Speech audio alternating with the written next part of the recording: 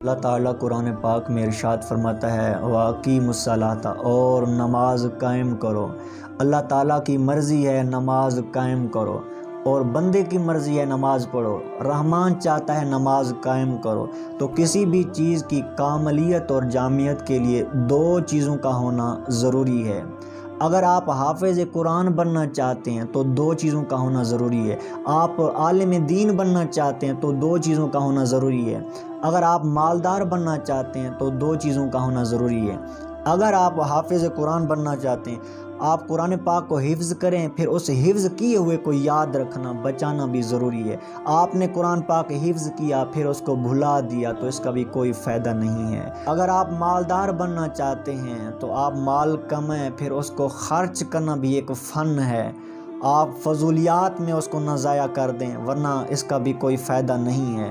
اگر آپ عالم دین بننا چاہتے ہیں تو کتابیں پڑھیں، پھر اس علم کو پھر بچائیں بھی صحیح، ریا کر کے اس کو ضائع نہ کر بیٹھیں۔ آپ نماز پڑھنا چاہتے ہیں، اس کے لیے بھی دو چیزوں کا ہونا ضروری ہے۔ آپ نماز پڑھیں پھر اس نماز کو بچائیں۔ نماز پڑھتے گئے گنواتے گئے، آز پڑھتے گئے اس کو لٹاتے گئے، نماز پڑھتے گئے اس کو مٹاتے گئے تو اس کا کوئی فائدہ نہیں ہے۔ پڑھ پڑھ کتاباں علم دیاں، نام رکھ لیا قاضی، ہاتھ تلوار چک کے نام رکھ لیا غازی، جے مکے مدینے گھوم آیا نام رکھ لیا حاجی، بلیا کی کیتا جے رب نہ کیتا راضی۔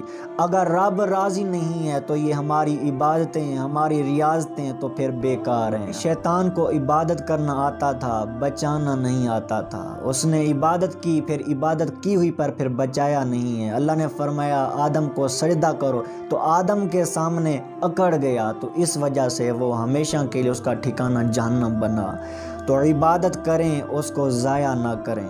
میرے پیر صاحب فرماتے ہیں میرا ہر عمل بس تیرے واسطے ہو، کر اخلاص ایسا عطا یا الہی۔ یا کے طور پر نہیں کہ میں نمازی ہوں لوگوں کو بتاتا پھر میں حاجی ہوں، تو یہ گن گن کر جو عمل کرے وہ لوگوں کو گنوا گنوا کر لوگوں کو دکھا دکھا کے جو عمل کیا جاتا ہے وہ بیکار ہے۔ کیوں؟ جو بکری میں زیادہ کرتی ہے وہ چھری کے نیچے جلدی آتی ہے۔ حدیث پاک میں آتا ہے بروز قیامت ایک مالدار شخص کو اللہ تعالیٰ کی بارگاہ میں لایا جائے گا اور ارشاد ہوگا اس کو جہنم میں ڈال دو۔ وہ مالدار شخص عرض کرے گا مالک میں نے مال یتیموں غریبوں اور مسکینوں پہ خرچ کیا تھا، یہ مال تو میں نے مسجدیں اور مدارس قائم کروائے تھے، اس مال سے میرا رب ارشاد فرمائے گا تو نے میری رضا کی خاطر نہیں کیا تھا، یہ مال تو نے خرچ کیا تھا کہ میری واہ واہ ہو، لوگ مجھے سخی بولیں۔ اور ایک عالم دین کو اللہ تعالیٰ کی بارگاہ میں لایا جائے گا، اللہ تعالیٰ فرمائے گا اس کو بھی جہنم میں ڈال دو۔ وہ عرض کرے گا مالک میں نے علم دین حاصل کیا، لوگوں تک پہنچایا، دین کی تبلیغ کی ہے، میرا رب ارشاد فرمائے گا تو نے میری رضا کی خاطر نہیں کیا تھا، تو نے تو دکھاوے کے طور پر کیا تھا۔